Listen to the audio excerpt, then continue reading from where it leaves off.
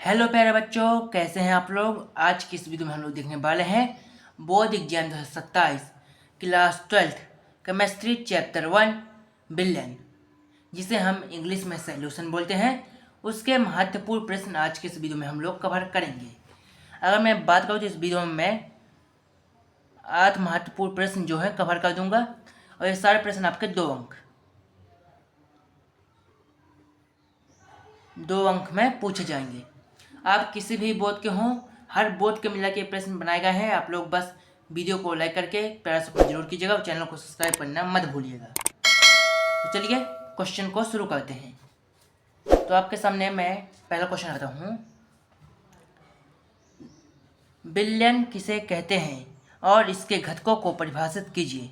अगर मैं बात करूँ तो बिलियन जो है 2023 में एमपी बोर्ड में पूछा गया था और 2024 में यह प्रश्न यूपी बोर्ड का भी है।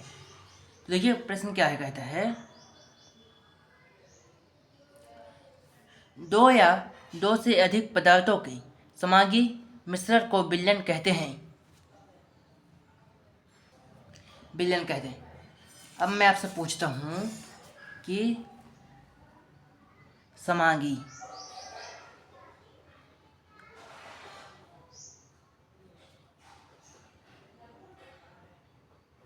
मिश्रण क्या होता है। ठीक है, यह मेरा प्रश्न है। अब आपको इसका जवाब देना है। जल्दी से देखिए, मैं अभी आपको इसको समझाता हूँ। अब आपको बताना है समांगी मिश्रण क्या होता है।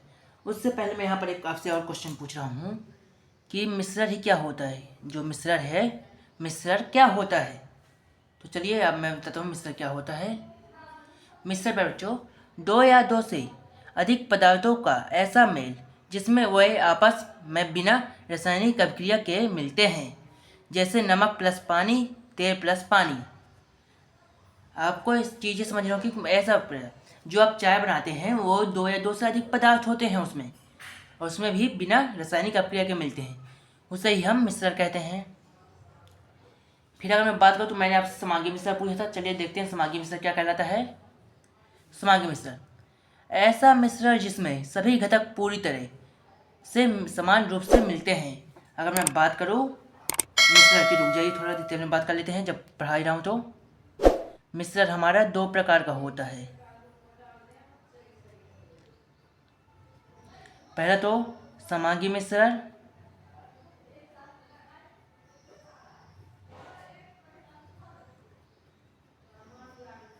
और फिर अगर मैं बात करूँ तो आपका यहाँ पर बिस्मागी मिश्रण।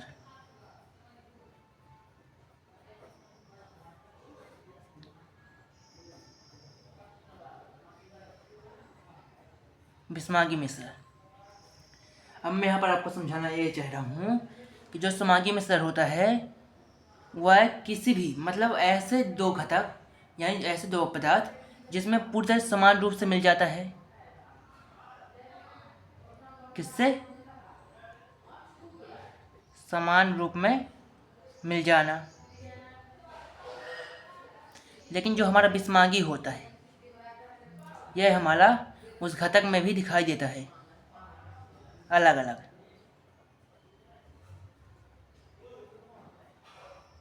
या मैं बोलूँ इसे, थोड़ा मैं इसको और ऊपर कर लेता हूँ, तो ये आपका समान रूप से नहीं मिलता।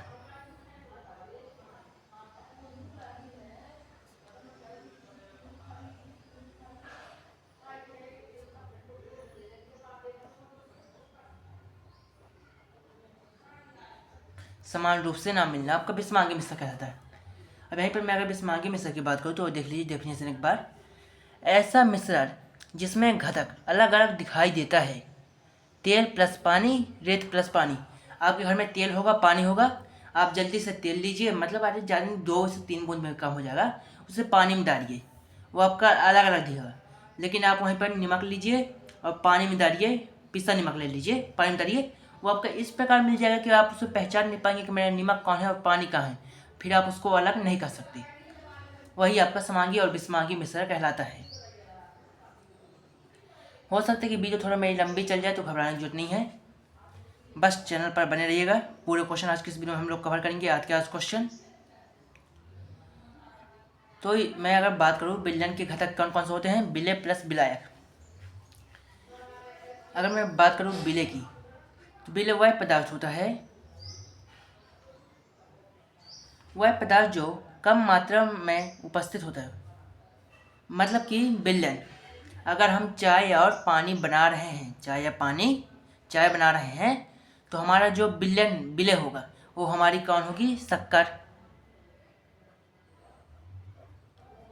या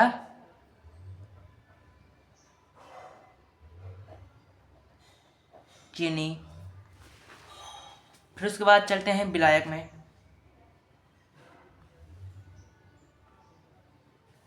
विलायक वह पदार्थ जो अपेक्षाकृत अधिक मात्रा में उपस्थित होता है उसे विलायक कहते हैं।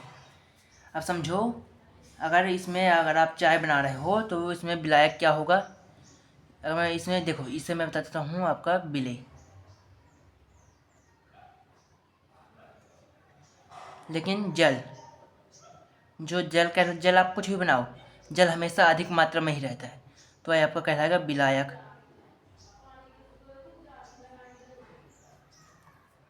बस यही समझने की चीज़ें हैं। अगर आप लोग ऐसे कनेक्ट करके चीज़ें पढ़ते रहे तो आपकी पूरी केमिस्ट्री ख़त्म हो जाएगी। मैं वादा करता हूँ कि ऐसे धमाकेदार तरीके से पढ़ाऊँगा।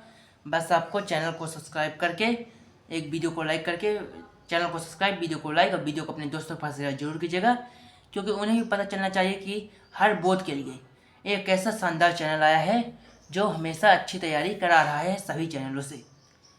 चलिए आगे चलते हैं। तो ये लीजिए, आपके लिए मैं वेरी आईएमपी क्वेश्चन लेके आया हूँ। मूलरता किसे कहते हैं, 2014, 19, 20 और 22 एमपी बोर्ड में पूछा गया है। चलिए देखते हैं मूलरता क्या होती है। मूलरता निश्चित ताप पर प्रति लीटर विलयन में घुले हुए विलय पदार्थ के मोलों की संख्या को मूलरता कहते हैं। ठीक है, अब मूलरता को आप यहाँ पर समझ गए। मेरा एक छोटा सा सवाल है आप लोगों से। मूलरता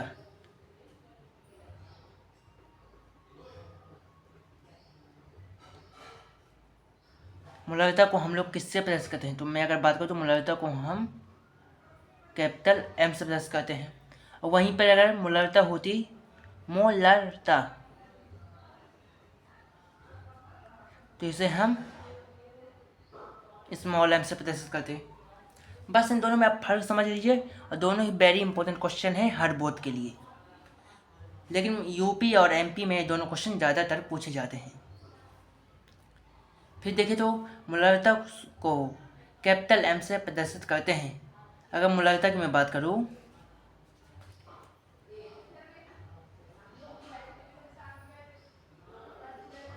ताप पर निर्भर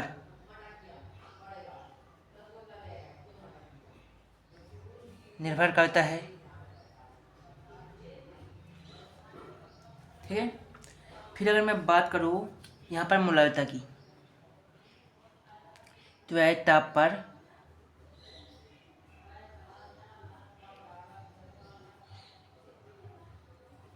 निर्भर नहीं करता। देखिए, बस छोटे छोटे से डिफरेंस हैं, आप इनमें से आप इनका पूरा आंसर समझ सकते हैं।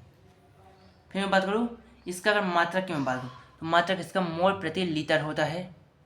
अब लीटर वहाँ पर गलत लिखा है, लीटर आपका जो होगा इस प्रकार होगा, लीटर इस प्रकार लिखा जाता है।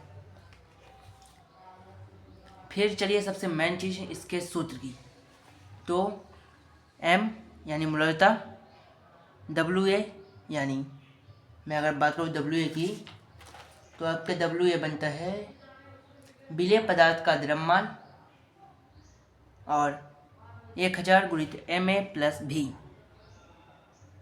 तो ये दोनों चीज़ों को मैं भी आपको आगे समझा देता हूँ, घबराने की जरूरत नहीं है। अगर मैं भी की बात करूँ तो भी का विलयन का आयतन कहलाता है, और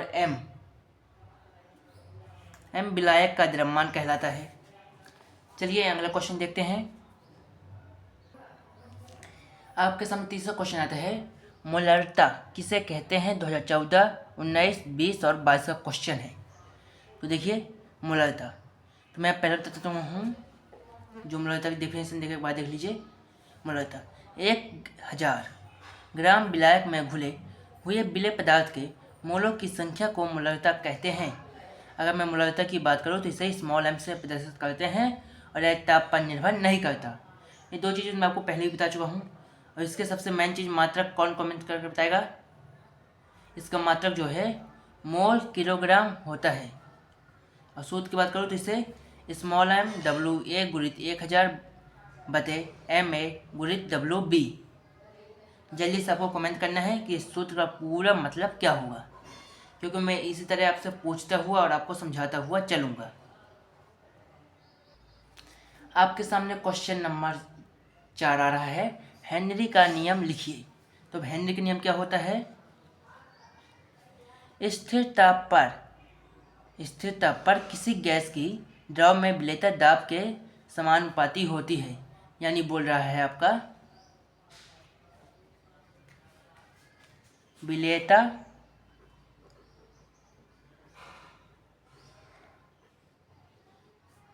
समानुपाती दाब।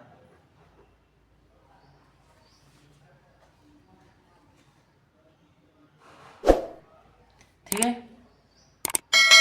विलेयता समानुपाती दाब। अब मैं बात करूँ तो M समानुपाती P,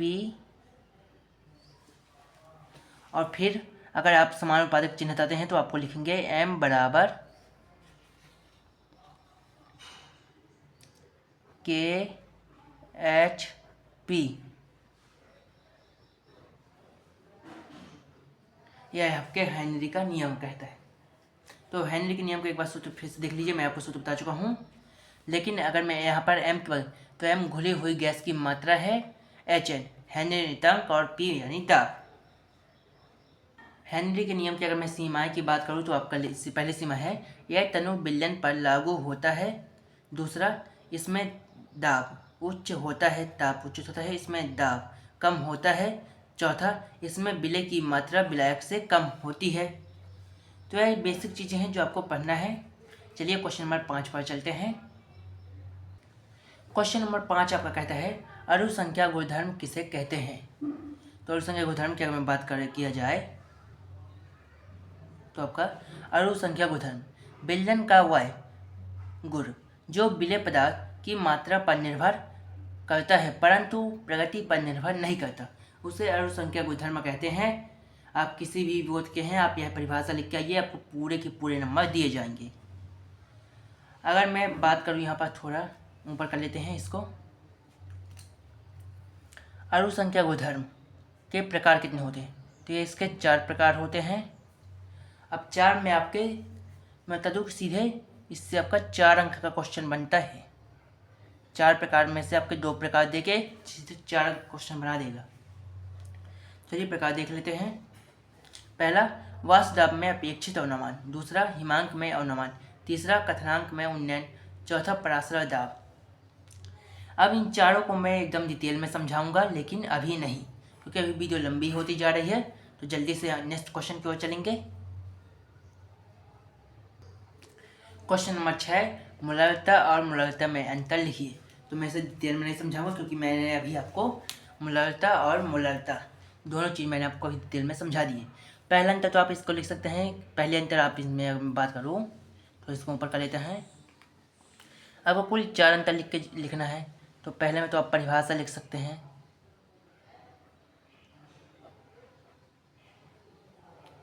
फिर दूसरे में आप किससे प्रदर्शित करते हैं।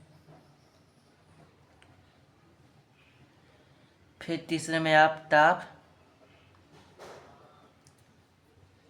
निर्भर करता है कि नहीं करता है, यह आप लिख सकते हैं। और 4th नंबर पे आप इसका मात्रा का लिख सकते हैं। अब आप इस 4 चीज़ें इसमें लिख दीजिए, आपके क्वेश्चन पूरा हो जाएगा। तो मैं आपको चारों ही बता चुका हूँ। तो चलिए एक बार फिर से थोड़ा रिवीजन के रूप में देख लेते हैं। पहला, मोलरता निश्चित ताप पर प्रति लीटर विलयन में घुले हुए विलेय पदार्थ के मोलों की संख्या मोलरता कहलाती है। 1000 ग्राम विलायक में घुले हुए विलेय पदार्थ के मोलों की संख्या को मोलरता कहते हैं। दूसरा, इसे कैपिटल M से प्रदर्शित करते हैं और मोलरता को स्मॉल m से प्रदर्शित करते हैं। अगर मैं तीसरे अंतर की बात करूँ तो मोलारिता का जो मात्रक होता है मोल प्रति लीटर होता है और मोलारिता का मोल प्रति किलोग्राम। चौथा, मोलारिता ताप पर निर्भर करता है और मोलारिता ताप पर निर्भर नहीं करता। ये आपके सामने 4 अंतर है, जल्दी से आप इसका स्क्रीनशॉट ले लीजिए। चलिए चलते हैं नेक्स्ट क्वेश्चन पर। क्वेश्चन नंबर 7 आपका कहता है आदर्श तथा अनादर्श विलयन किसे कहते हैं। मैं अगर बात करूँ तो आदर्श विलयन वह विलयन जो राउथ के नियम का पालन करते हैं उन्हें आदर्श विलयन कहते हैं। एग्जाम्पल के लिए टॉलुइन प्लस बच्चों बेंजीन प्लस टॉलुइन। अगर गुड की बात करो तो यह राउथ के नियम का पालन करते हैं। डेल एच बराबर 0, डेल भी बराबर 0।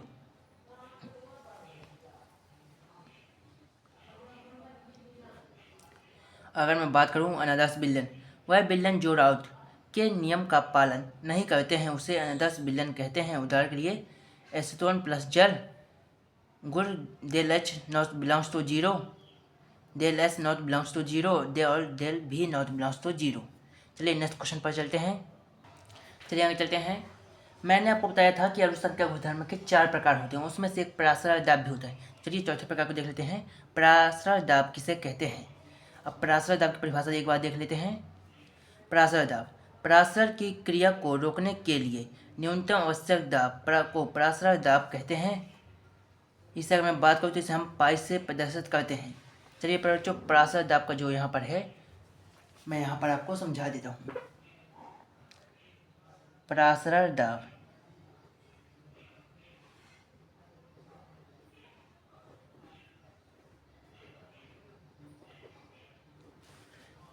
दाब एक बार चेक कर लेते हैं, थोड़ा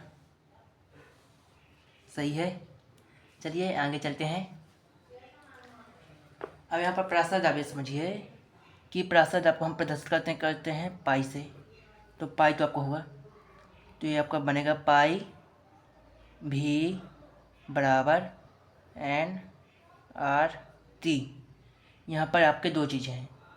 एक तो आपको अगर ऑब्जेक्टिव क्वेश्चन में आते हैं, अगर आपके सामने ए वाला ऑप्शन है तो आप इसको सेलेक्ट करेंगे। अगर ये नहीं है तो फिर इसको आपको निकालना पड़ेगा। तो यहाँ पर आप लिखेंगे पाई भी का पक्षांतर कर दीजिए, तो यहाँ पर आ जाएगा एन बटे भी आर टी। एक चीज़ समझिए कि एन बटे भी का जो मान होता है वो हमेशा सी के मान के समान होता है।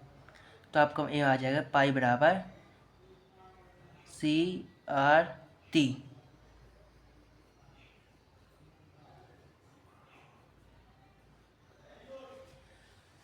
तो ये रहे आपका पराशर दाब का सूत्र। तो आपको अगर दोनों में से कोई भी देखने को मिलता है तो आप दोनों में से कोई भी टिक मार सकते हैं, आपको दोनों सही हो जाएंगे। चलिए देखते हैं, शायद पेज में कुछ और आपको बताने के लिए लिखा हो। नहीं, इतना ही लिखा है बच्चों। तो आज के इस वीडियो में हमने मतलब हर और बोध के लिए विलयन के 8 महत्वपूर्ण प्रश्नों को कवर किया। अब नेक्स्ट वीडियो में हम इस तरह 3 अंक वाले महत्वपूर्ण प्रश्नों को कवर कर लेंगे, घबराने की जरूरत नहीं है। चलिए मिलते हैं एक और नई वीडियो में। उससे पहले मैं बताना चाहूँगा कि अगर आप लोग चैनल पर नए हैं तो चैनल को सब्सक्राइब कर दीजिए, वीडियो को लाइक कर दीजिए और एक प्यारा सा कमेंट जरूर कीजिएगा बच्चों। चलिए चलते हैं, बाय बाय।